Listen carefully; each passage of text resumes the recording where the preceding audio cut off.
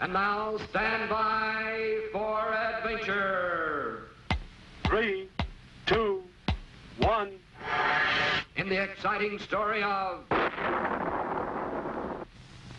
Squeak and the Terrible Termite. In his cave on 00 Island, Scratch awoke each morning just as the first sunbeam peeked through.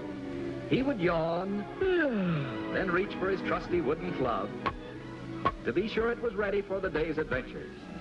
Colonel Bleep, in his laboratory, was up early, just in time to silence that noisy bird in the wooden clock before it could finish its morning call. Because in his little dream house, Squeak would still be sound asleep in his cozy bed. This morning, however, things began in a very different way. When Scratch yawned and reached for his wooden club, it was missing.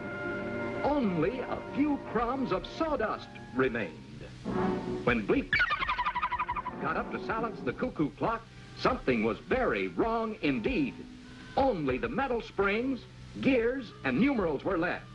Every wooden part of that clock had vanished, even the cuckoo. Bleep and Scratch rushed to awaken Squeak, but the little puppet's bed was empty, and Squeak himself was nowhere to be found. The only clue was a trail of unusual footprints, which Bleep recognized immediately.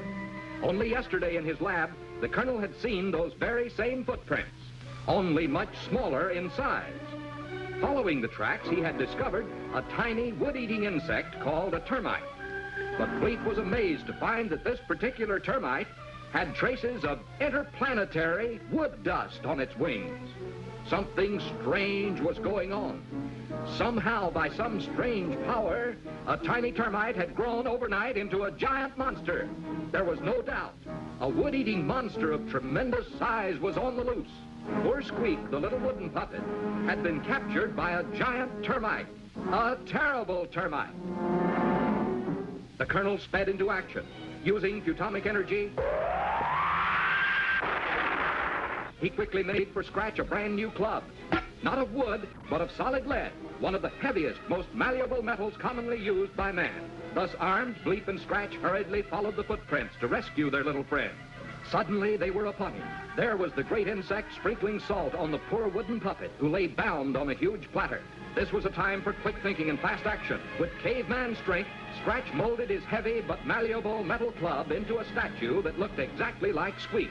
And as the termite turned to put away the salt, Scratch quickly substituted the metal statue for the real puppet. And at the same time, Bleep charged the statue with a bolt of atomic lightning.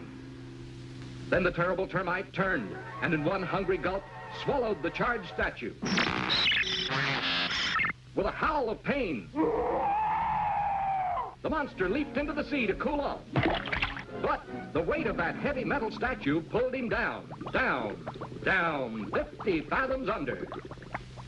So once again, peace was restored to 00 Island. And while Scratch fashioned a new wooden club, and Colonel Bleep repaired the cuckoo clock, little Squeak snoozed soundly in his cozy little bed, tired from his exciting adventure and completely unaware that even greater danger lay ahead.